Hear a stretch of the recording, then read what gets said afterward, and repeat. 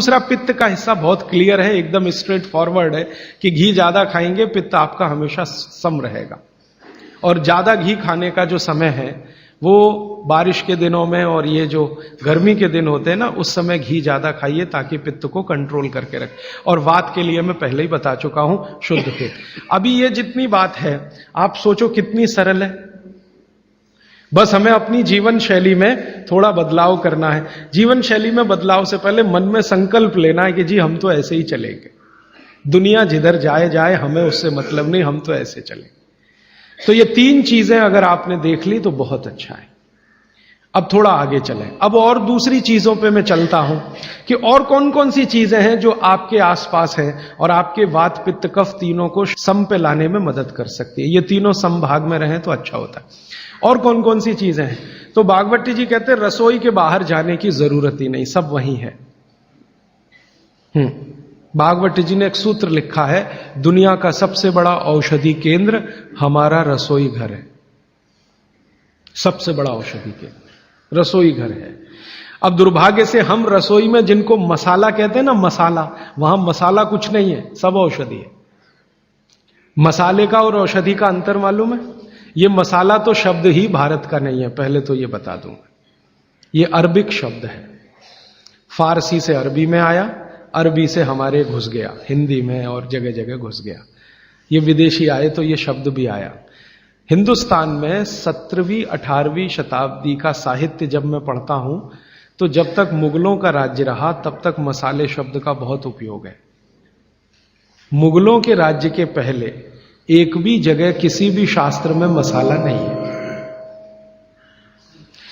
चरक संहिता पढ़ी मैंने, कहीं भी मसाला नहीं है उसमें।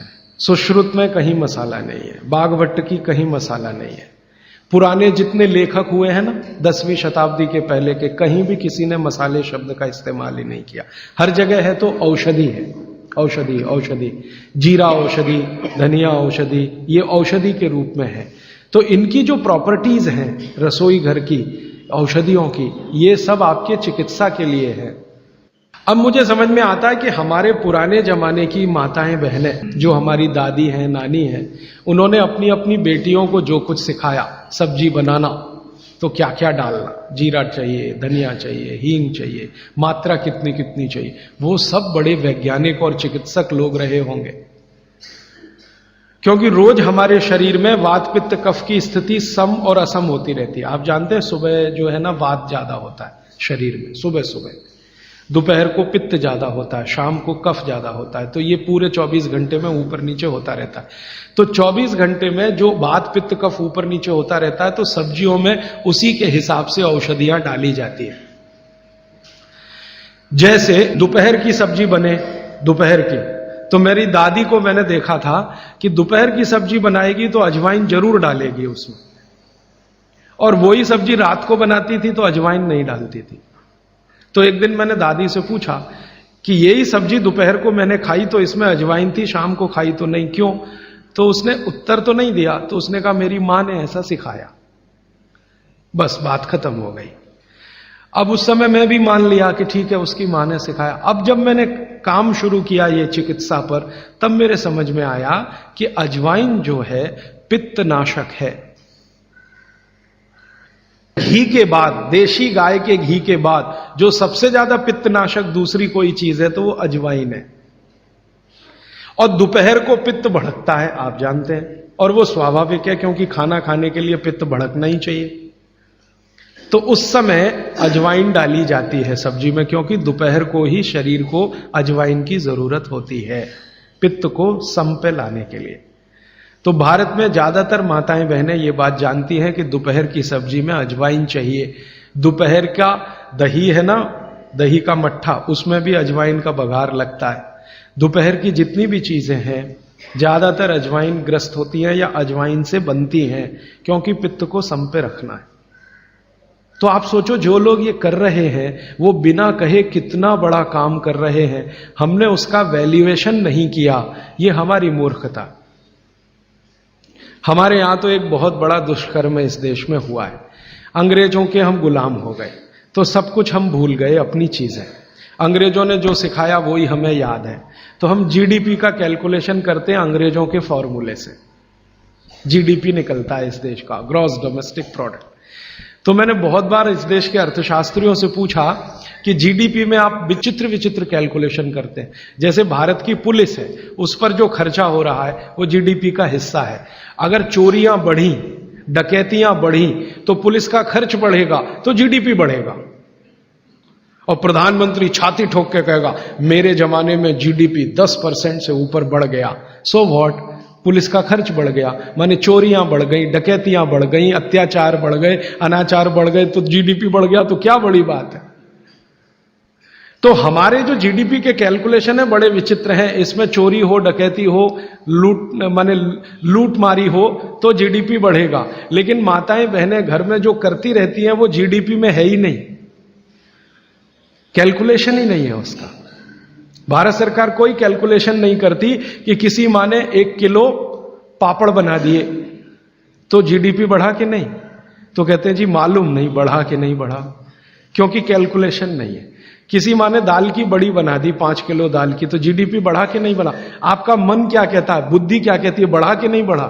किसी ने बड़ी बना दी, किसी ने पापड़ बना दिए, किसी ने कुछ बना दिया, किसी ने गोंद के लड्डू बना दिए, किसी ने मावे का कुछ बना दिया, तो जीडीपी तो बढ़ ही रहा है, लेकिन हम कैलकुलेट नहीं कर रहे हैं उसको, क्योंकि अंग्रेजों के यहां महिलाओं का किया हुआ काम महत्व का नहीं माना जाता।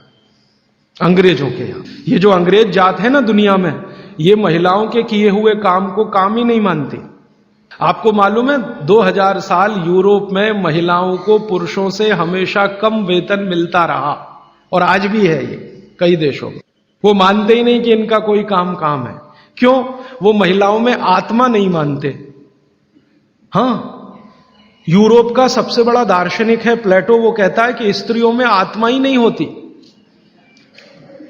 आत्मा सिर्फ पुरुषों में होती है। तो स्त्री जो करे वो बेकार है, पुरुष जो करे वही अच्छा है। तो उनके यहां से ये कैलकुलेशन हमारे यहां आ गया कि स्त्री कुछ भी करे तो काम ही का नहीं। तो अंग्रेजों का 200-250 साल जो राज चल गया उसमें हम सब के दिमाग खत्म हो गए, सोचना विचारना बंद हो गया, तो हमने भी वही मान लिया। मैं अब इसको बदलना चाहता हूं और मैं ये समझना चाहता हूं और समझाना चाहता हूं कि स्त्रियां जो कर रही हैं वो किसी डॉक्टर से कम नहीं है। बस अंतर इतना है कि डॉक्टर को आप फीस देकर उससे एडवाइस ले रहे हैं, हमारी दादी नानी फोकट में वही एडवाइस दे रही है, धनिया खाओ, जीरा खाओ और ये अजवाइन खाओ, आपके पेट की गैस खत्म हो जाएगी।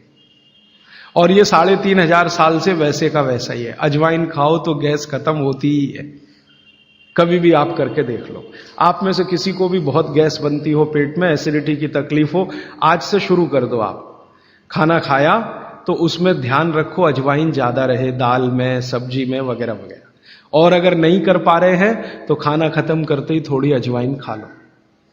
अजवाइन ज्यादा तकलीफ ना कर दे, उसका बैलेंस है काले नमक के साथ, तो थोड़ा अजवाइन और काला नमक मिला के हर खाने के बाद खा के देख लो। 3 दिन में ना आपकी गैस बंद हो तो आप जो कहो मैं हारने को तैयार। ये गारंटी मैं नहीं दे रहा हूं, ये गारंटी अजवाइन दे रही है, मेरी गारंटी नहीं है, अजवाइन की गारंटी है। तो वो कहते हैं बागवट जी कि पित्त को सम रखने के लिए हमारे रसोई में घी के बाद जो दूसरी चीज है वो है अजवाइन। उम्मीद है दोस्तों आपको हमारी ये वीडियो फायदेमंद लगी होगी। दोस्तों अगर आपको हमारी ये वीडियो फायदेमंद लगे तो आप अपने दोस्तों से जरूर शेयर करिएगा। लाइक एंड कमेंट करके इस वीडियो के बारे में आप अपनी राय भी जरूर दें। और हाँ दोस्तों, हमारे YouTube चैनल @healing को सब्सक्राइब करना ना भूलें। Thanks for watching.